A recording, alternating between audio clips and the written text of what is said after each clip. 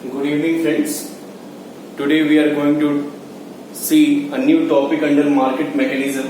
The topic is importance of time element in determining of price. Means how time play an important role for determining equilibrium price or market equilibrium price. ठीक है ना? कैसे time determine, कैसे time helpful होता है, कैसे time क्या करता है प्राइस को डिटरमाइन करने में हेल्प करता है. तो देखिए 3 टाइम पीरियड होता है. एक मेरे पास बिल्कुल भी टाइम नहीं है, वेरी शॉर्ट पीरियड, मुझे अर्जेंट नीड है और मैं गया दुकान पे, तो उसको क्या कहेंगे, वेरी शॉर्ट पीरियड. मीन्स मुझे जस्ट इमरजेंसी है और मुझे उस चीज की जरूरत है. ठीक है ना? तो उसको हम क्या कहेंगे, वेरी शॉर्ट पीरियड. दूसरा शॉर्ट पीरियड मतलब थोड़ा सा टाइमिंग है, मैं चीजों को देख समझ सकता हूं और फिर डिसीजन लेके फिर चीजों को क्या कर सकता हूं, परचेज कर सकता हूं, तो उसको कहेंगे शॉर्ट पीरियड. तीसरा लॉन्ग पीरियड. लॉन्ग पीरियड क्या होता है? लॉन्ग पीरियड में होता है क्या, मतलब सब कुछ नॉर्मल है, चीजें नॉर्मल वे में चल रही, मुझे ये काम करना है, मुझे ये चीज लेनी है. ठीक है ना?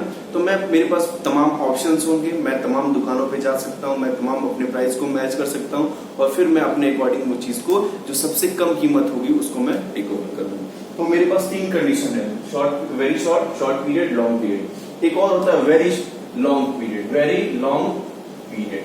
ओके, तो आइए देखते हैं कैसे ये टाइम पीरियड डिसाइड करता है प्राइस को. ओके, फिर वही कहानी, आप मीनिंग लिखेंगे मार्केट इक्विलिब्रियम की. ठीक है ना?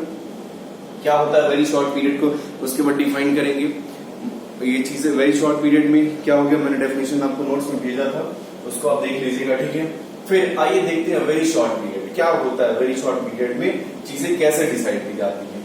ओके, वेरी शॉर्ट पीरियड में क्या होता है कि एट इमरजेंसी, मतलब मेरे पास कोई भी टाइमिंग नहीं होती और I am ready to pay anything, मैं पेमेंट करने के लिए तैयार रहता हूं, चाहे कोई भी चीज हो, मतलब कोई भी. वो क्या डिपेंड करती है, डिपेंड उसके डिमांड को डिपेंड. अगर डिमांड इंक्रीज करती है तो प्राइस भी इंक्रीज करेगी. क्यों? लेकिन दूसरी चीज, सप्लाई को हम चेंज नहीं कर सकते हैं. सप्लाई क्या होती है, फिक्स्ड हो जाती है. क्यों? क्योंकि मेरे पास टाइम नहीं है, सप्लाई हम ज्यादा नहीं कर सकते. वेरी शॉर्ट पीरियड मतलब एट इमरजेंसी में हम सप्लाई, मेरे पास रिसोर्सेज नहीं रहेंगे. ठीक है ना? तो आइए देखते हैं क्या कैसे बनाएंगे डायग्राम इसके. ये वाई एक्सिस है, ये एक्स एक्सिस है, ये ओ एक्सिस है. ठीक है, ध्यान से देखिएगा इस चीज को. अब देखिए ये मेरी प्राइस है और when supply will be fixed, तो क्या हो जाएगी, सप्लाई चेंज नहीं हो सकती है. इसका मतलब क्या हो गया, supply will be inelastic. Supply will be inelastic. तो इन इलास्टिक का मतलब क्या है, supply will be parallel to Y axis. देख लीजिए ये हो गई मेरी सप्लाई कर्व SMP. इसको हम क्या कहेंगे, supply at market price. Supply at market price. Clear? ये होगा supply at market price. Okay, अच्छा ठीक है. अब देखिए ये मेरा सप्लाई कर्व हो गया. ओके, अब देखिए आप सप्लाई तो फिक्स हो गई लेकिन प्राइस P हो गई. डिमांड बढ़ी, डिमांड यहां से यहां शिफ्ट हो गई, D से D1 हो गई. डिमांड इंक्रीज कर रही है तो D से D1 हो जाएगी. अब D1 हो जाएगी तो इक्विलिब्रियम कहां चला जाएगी, E to E1 हो जाएगी. देखिए इक्विलिब्रियम कहां शिफ्ट हो गया, E to E1 हो गई. तो इसका मतलब प्राइस कहां शिफ्ट हो गया, प्राइस P से P1 हो गया. तो प्राइस P से OP to OP1 हो गया. तो आपने देखा क्या, प्राइस फ्लक्चुएट कर रही है, price according to demand that will be decide. ठीक है ना? डिमांड बहुत ज्यादा होगी तो क्या होगा, प्राइस ऑटोमेटिकली बढ़ जाएगा. तो फिर उसके बाद एक्सप्लेनेशन हम लिखेंगे. एक्सप्लेनेशन क्या चीजों को लिखेंगे, एक्सप्लेनेशन में चीजों को लिखेंगे in the above diagram on Y axis, X axis and O axis. Okay, and DD is the demand curve and SMP मतलब SS is the supply curve, that is supply at market price. Okay. In the case of very short period, supply will be inelastic. That's why supply will be parallel to x axis, parallel to y axis. Sorry, ठीक है ना? अब ये चीज explanation में डाल देंगे.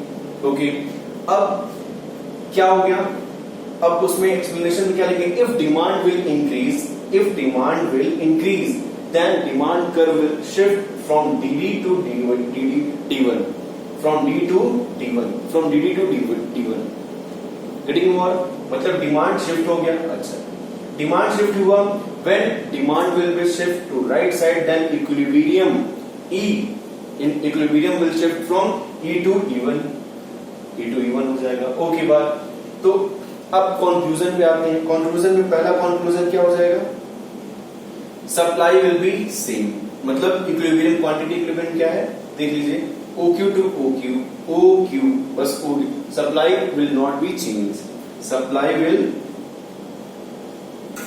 Not be change यानी फिक्स रहेगी, इसको फिक्स भी कह सकते हैं, supply will be fixed. Okay means OQ। Price क्या हो जाएगा, OP, मेरी जो इक्विलिब्रियम प्राइस है OP2 OP1 हो जाएगी, OP2 यहां से फिर कहां चला जाएगा, यहां चला जाएगा, तो ये हो जाएगा क्या, इन वेरी शॉर्ट पीरियड। आप इसको कंक्लूजन में लिख देंगे। अब बात करते हैं शॉर्ट पीरियड। शॉर्ट पीरियड में आपके पास वेरिएबल कुछ फिक्स फैक्टर होते हैं, बहुत ज्यादा फैक्टर्स नहीं होते, फिक्स फैक्टर्स होते हैं, उनका यूटिलाइजेशन करके क्या करते हैं आप चीजों को डिसाइड करते हैं। क्या मतलब, आपके पास थोड़ा सा टाइम पीरियड रहता है, लेकिन जो आपको रिसोर्सेज रहते हैं वो वेरी शॉर्ट रहते हैं, बहुत ज्यादा नहीं रहते हैं। तो उसके बेसिस पे इफ डिमांड विल इंक्रीज, देखिए आइए देखते हैं, फिर वही शॉर्ट पीरियड का डेफिनेशन लिखेंगे आप लोग, मैंने आपको नोट्स में भेजा था, उसको देख लीजिएगा, ठीक है। अब देखिए क्या है देखते हैं क्या है। अब देखिए शॉर्ट पीरियड में क्या है, ये OP मेरा सेम y एक्सिस हो जाएगा, एक x एक्सिस हो जाएगा, ये O एक्सिस हो गया, ठीक। Okay, DD is the demand curve and S ये जो SR लिखा है वो इसका मतलब होता है short run, supply in short run. यहाँ पे S लिखा है supply SMP, supply at market price, यहाँ पे लिखा है SLR, मतलब supply at long run. Okay, अब देखिए क्या होगा, सप्लाई क्या होगी, बहुत ज्यादा चेंज नहीं हो सकती है, थोड़ा सा चेंज हो सकती है, फिक्स वेरिएबल, लेकिन डिमांड बढ़ेगा। And if demand will increase then क्या हो जाएगा, देख लीजिए डिमांड शिफ्ट हो गया ऊपर की तरफ, एंड इक्विलिब्रियम E2 E1 हो जाएगा, E2 E1 हो जाएगा, प्राइस हमारा OP2 O1 हो जाएगा, और मेरी क्वांटिटी OQ2 OQ1 हो जाएगी। तो फिर इन द सब सारी चीजें कंक्लूजन में आप लिखेंगे क्या कि what you will write in conclusion, equilibrium quantity OQ2 OQ1, मतलब डिमांड और सप्लाई दोनों चेंज हो सकती है, ठीक है ना। OQ2 if demand will increase and क्या होगा, OQ2 OQ1, देख लीजिए OQ तो OQ1 हो जा रही है, पूरा यहां तक लेंगे, OQ1 हो गई, दूसरा OP2 OP1 हो जा रही है, OP2 OP1 हो जा रही है, मतलब प्राइस। इस वीडियो को समझने के लिए आपको मेरा पहले वाला लेक्चर देखना जरूरी है। अगर आप इस वीडियो को डायरेक्टली देखेंगे तो फिर आपको ये चीजें नहीं समझ में आएंगी। इसके लिए आपको पिछला वीडियो जो भी मैंने बनाया है वो लाइन से देखते आना चाहिए, तब जाके आप इन चीजों को बहुत इजीली, मैं यहाँ पे बहुत सारी चीजों को डायरेक्टली कर दे रहा हूँ क्योंकि बहुत सारी चीजें रिपीटेटिव हो रही है। बस मुझे ये डायग्राम समझाना है और डायग्राम को एक्सप्लेन करना है, उसकी मीनिंग लिखनी है। बच्चे जो लाइन से वीडियोज देख रहे हैं उनको ये बहुत अच्छे से समझ में आ रहा होगा, लेकिन जो ये वीडियो लाइन से नहीं देख रहे हैं, जो वो जाके मेरे प्लेलिस्ट में इकोनॉमिक्स फॉर क्लास 12 लाइन से मार्केट मैकेनिज्म की सारी वीडियोस को देख सकते हैं। ओके, अब देखते हैं लॉन्ग पीरियड। लॉन्ग पीरियड में क्या है, लॉन्ग पीरियड में बहुत सफिशिएंट टाइम होती है, सब हर चीज नॉर्मल होता है, जो खरीदने वाला वो भी नॉर्मल होता है, जो बेचने वाला वो भी नॉर्मल होता है, उसके पास भी बहुत सारे रिसोर्सेज होते हैं, मतलब चेंज कर सकते हैं, नॉर्मल कंडीशन होता है। तो एक जो बायर होता है वो क्या करता है, हमेशा चीजों को खोजेगा, क्या मतलब कहाँ उसको सस्ता मिलेगा, कहाँ उसको सस्ती प्रोडक्ट मिलेगी, ठीक है ना। तो इस चीज को वो कोशिश करता है। अब देखिए क्या होता है, तो लॉन्ग रन में फिर मेरा वाई एक्सिस, पहले मार्केट इक्विलिब्रियम की डेफिनेशन लिखेंगे, मार्केट इक्विलिब्रियम की डेफिनेशन लिखेंगे, उसके बाद लॉन्ग पीरियड की डेफिनेशन लिखेंगे, ठीक है ना। आपकी बुक्स में नोट्स दिया हुआ है, आप उसको देख सकते हैं। लॉन्ग पीरियड की डेफिनेशन क्या है, long period is a normal curve या normal period, okay you can say, you can right.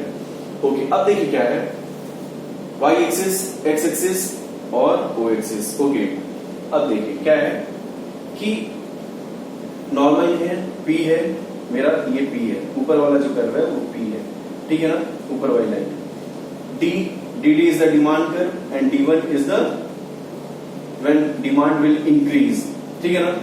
लेकिन SLR सप्लाई जो लॉन्ग रन में जाएगी, जो सप्लाई लॉन्ग रन में इंक्रीज करेगी, ये देखिए जो सप्लाई एसएस कर, ठीक है, उस कंडीशन में क्या होगा, उस कंडीशन में ये होगा क्यों, कोई भी जो बायर होगा वो क्या, उसके पास सफिशिएंट टाइमिंग होगा, सफिशिएंट चीजें होंगी, तो वो क्या करेगा, ज्यादा क्वांटिटी खरीदने की कोशिश करेगा लेकिन कम प्राइस पे। तो देखिए प्राइस P से P1 हो गई, नीचे की तरफ आ गई शिफ्ट, P to P1 हो गई है, देख लीजिए आप लोग। ये जो सप्लाई कर इक्विलिब्रियम प्राइस कहां बन रहा है, E to E1 हो गई, ये E to E1 हो गई, मतलब E से नीचे की तरफ बन रही है सप्लाई का इक्विलिब्रियम पॉइंट। इस कंडीशन में क्या होगा, इन लॉन्ग पीरियड में क्या होगा, OP to OP1 हो जाएगी, मतलब प्राइस घटेगा, प्राइस बढ़ेगा नहीं लॉन्ग रन में, ध्यान रखिएगा।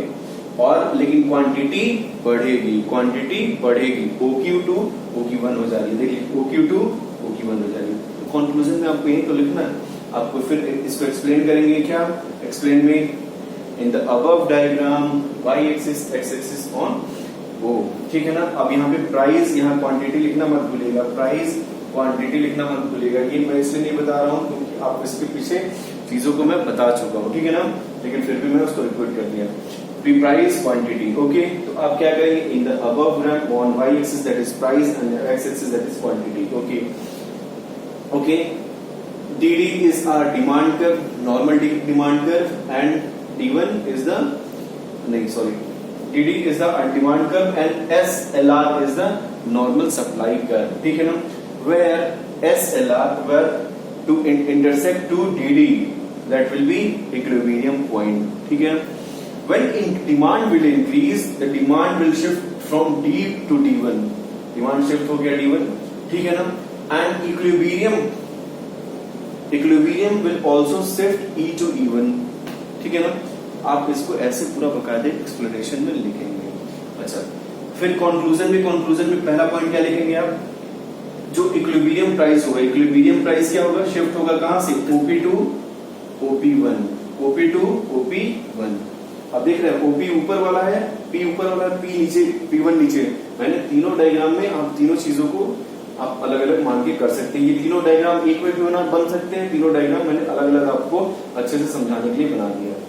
अब देखिए जो प्राइस हो रहा है OQ to OQ1 हो जा रहा है, लंबी क्वांटिटी हो जा रही है, तो इक्विलिब्रियम क्वांटिटी क्या हो जा रही है, OQ to OQ1 हो जा रही है। तो ये मेरा दोनों कंक्लूजन है, इक्विलिब्रियम प्राइस और इक्विलिब्रियम क्वांटिटी पे क्या इफेक्ट पड़ेगा। चौथा कंडीशन क्या है, very long period. Very long period में क्या होता है, कुछ चीजें डेफिनेट नहीं होती है, उनको चीजें जनरलाइज करनी पड़ती है, कुछ भी चीज डिसाइड नहीं होता है, ठीक है ना। According to the situation and condition we take the decision and determine the prices, getting you order. So there is no need to prepare the things, okay. So according to do the situation, according to condition and situations, okay। तो very long period में कुछ भी सब चीज hypothetical होता है, only we will write the definition, nothing else, otherwise you can explain 3 terms, short, very short and long period, okay my dear students। so आज ये टॉपिक मार्केट मैकेनिज्म का स्पेशल केसेस लगभग खत्म हो रहा है। इसके बाद जो लास्ट टॉपिक आपका बच रहा है, जो सबसे इंपॉर्टेंट टॉपिक है इस चैप्टर का, कल उसको हम वीडियो में देखेंगे, उसको प्लीज अच्छे से देखिएगा, समझिएगा, ठीक है। और होप आप लोग सारे लोग नोट्स बना रहे होंगे टाइम हर वीडियो वाइज, ओके। और होप आपको समझ में आ रहा होगा। अगर वीडियो अच्छा लगे तो प्लीज लाइक करिए, शेयर करिए, सब्सक्राइब करिए, ठीक है। So for today thank you very much.